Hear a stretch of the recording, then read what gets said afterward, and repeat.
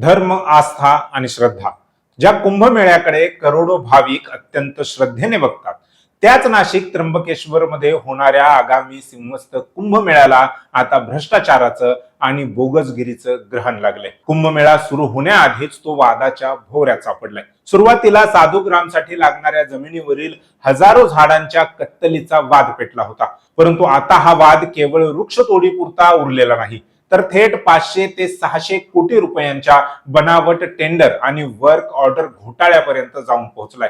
या प्रकरणात पोलिसांनी 4 आरोपींना अटकही केली आहे. परंतु यातला सर्वात मोठा धक्कादायक ट्विस्ट असा की या अटक करण्यात आलेल्या आरोपींपैकी 2 आरोपी हे थेट राज्याचे कुंभमेळा मंत्री आणि भाजपचे संकटमोचक म्हणून ओळखले जाणारे गिरीश महाजन यांचेच नातेवाईक आहेत. कशी झाली ही 500 ते 600 कोटी रुपयांची फसवणूक? मंत्र्यांच्याच गावातून ही बोगस कागदपत्र कशी छापली गेली? आणि एका बाजूला कंत्राटदारांचे 90,000 कोटी रुपये अडकले असताना ही नवी बोगस कंत्राट कुणासाठी निघत होती? आज आपण या संपूर्ण कुंभमेळा घोटाळ्याची इनसाइड स्टोरी आणि टाइमलाईन अगदी सोप्या भाषेत समजून घेणार आहोत. नमस्कार, मी संकेत आणि आपण पाहत आहात मुंबई आउटलुक. नाशिकचा सिंहस्थ कुंभमेळा हा एक धार्मिक उत्सव असतो. हजारो साधू, करोडो भाविक इथे येत असतात. या कुंभमेळ्याच्या तयारीसाठी राज्य सरकारने तब्बल 35 ते 40,000 कोटी रुपयांच्या कामांचे नियोजन केले आहे. परंतु या भव्य नियोजनाच्या सुरुवातीलाच वादाची पहिली ठिणगी पडली ती साधुग्रामच्या जमिनीवरून.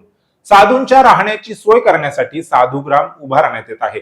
यासाठी जमिनीचे संपादन आणि तिथली झाडं तोडण्यावरून पर्यावरण प्रेमी आणि स्थानिक नागरिकांनी जोरदार विरोध केला होता. निसर्गाचा बळी देऊन ही तयारी का केली जात आहे असा सवाल उपस्थित झाला.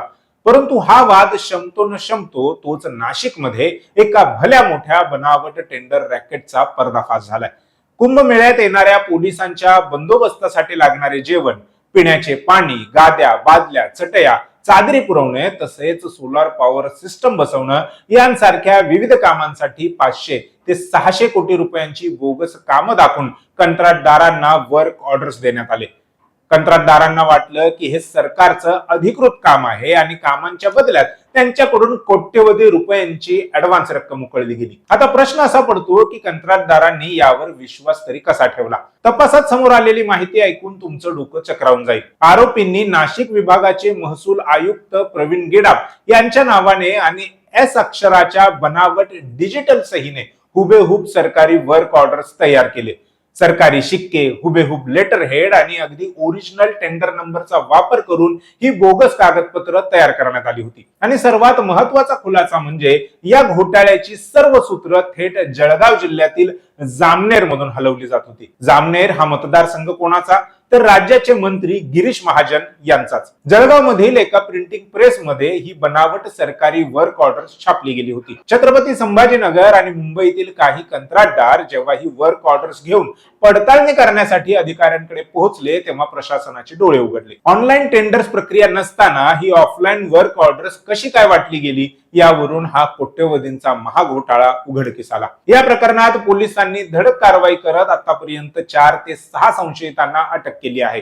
परंतु यात सर्वात मोठी राजकीय खळबळ उडाली ती आरोपींच्या ओळखीमुळे. अटक करण्यात आलेल्या मुख्य आरोपींपैकी तनय महाजन आणि नरेंद्र महाजन हे दोघेही मंत्री गिरीश महाजन यांचे नातेवाईक असल्याचे स्पष्ट झालं. जेव्हा हे प्रकरण अंगाशी आलं तेव्हा मंत्री गिरीश महाजन यांनी पत्रकार परिषद घेऊन स्पष्टीकरण दिलं. ते म्हणाले, तनय महाजन हा माझा फार दूरचा नातेवाईक आहे. तो वाया गेलेला मुलगा आहे. त्याच्यावर आधीही गुन्हे आहेत. तो नातेवाईक असला तरी त्याच्यावर कडक कारवाई झालीच पाहिजे. मी स्वतः पोलिसांना तपास करायला सांगितलं आहे. परंतु सामान्य नागरिकांच्या मनात हे ऐकून काही प्रश्न निर्माण झालेत. ज्या मंत्र्यांकडे संपूर्ण कुंभमेळ्याची जबाबदारी कुंभमेळा मंत्री म्हणून सोपवण्यात आली आहे त्यांच्याच नाकाखाली 500 ते 600 कोटी रुपयांचा असा बनावट कंत्राटाचा खेळ कसा सुरू होता? आपलेच नातेवाईक आपल्या नावाचा आणि पदाचा गैरवापर करून लोकांची, कंत्राटदारांची कोट्यवधी रुपयांची फसवणूक करत आहेत हे मंत्र्यांच्या लक्षात कसं आलं नाही? जेव्हा नातेवाईक पकडले गेले तेव्हा माझा काही संबंध नाही, तो वाया गेलेला आहे असं सांगून हात वर करणं कितपत योग्य? भाजपचे संकटमोचक म्हणून ओळखले जाणारे गिरीश महाजन आता स्वतःच भाजपसाठी राजकीय संकट ठरत आहेत का, अशी जोरदार चर्चा सध्या महाराष्ट्राच्या राजकीय वर्तुळात सुरू झाली आहे. या संपूर्ण प्रकरणातून दोन अत्यंत महत्वाचे आणि गंभीर पैलू समोर येतात. त्यातला पहिला पैलू म्हणजे श्रद्धेचे व्यापारीकरण आणि सत्ताधाऱ्यांची अनास्था. एकीकडे भारतातील करोडो लोकांची कुंभमेळा असो किंवा अयोध्येतील राम मंदिर असो, या धार्मिक स्थळांवर आणि उत्सवांवर उदंड श्रद्धा आहे. परंतु सत्ताधाऱ्यांना आणि त्यांच्या भोवती फिरणाऱ्या लाभार्थ्यांना लोकांच्या या भावनेचं, श्रद्धेचं खरोखर काही देणं घेणं आहे का? श्रद्धेच्या आणि धार्मिक आयोजनाच्या नावाखाली भ्रष्टाचाराची आणि बोगस कंत्राटांची दुकानं थाटली जात आहेत, हेच या घटनेवरून सिद्ध होत आहे. आणि दुसरा पैलू म्हणजे 90,000 कोटींची थकबाकी आणि कंत्राटदारांचा आक्रोश. एकदा राज्याची आर्थिक परिस्थिती आणि कंत्राटदारांची अवस्था बघा. सरकारी कामं करणाऱ्या कंत्राटदारांची जवळपास 90,000 कोटी रुपयांची थकबाकी सरकारने अद्याप दिलेली नाही. या थकीत बिलांसाठी संतप्त कंत्राटदारांनी मुंबईच्या आझाद मैदानावर सरकार विरोधात भव्य आंदोलनही पुकारलं होतं. म्हणजे परिस्थिती किती विचित्र आहे. ज्या कंत्राटदारांनी रस्ते, पूल आणि सरकारी कामं केली त्यांनाच त्यांचे हक्काचे पैसे मिळत नाहीत, आणि दुसरीकडे कुंभमेळ्याच्या नावाखाली मंत्र्यांचेच नातेवाईक आणि दलाल बनावट वर्क ऑर्डर छापून कंत्राटदारांकडून कोट्यवधी रुपये उकळत आहेत. हा कोणता न्याय आहे?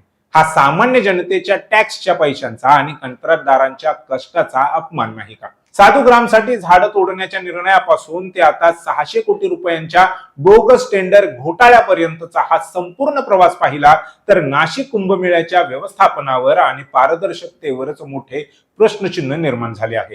ही बनावट वर्क ऑर्डर्स बघता या कुंभमेळ्यासाठी दिलेल्या प्रत्येक वर्क ऑर्डरची निष्पक्ष चौकशी व्हायला पाहिजे, अशी एक मागणी या निमित्ताने आता लोकच करत आहेत. केवळ नातेवाईक वाया गेलेला आहे किंवा आम्ही कारवाई करू एवढं सांगून कुंभमेळा मंत्र्यांना आपली जबाबदारी टाळता येईल का? या बनावट कंत्राट प्रकरणाची पाळंमुळं किती खोलवर रुजली आहेत? यामध्ये मंत्रालयातील किंवा महसूल विभागातील कोणते मोठे अधिकारी सहभागी आहेत का? आणि कंत्राटदारांचे थकीत पैसे सरकार कधी देणार? हे सर्व प्रश्न अजूनही अनुत्तरितच आहेत.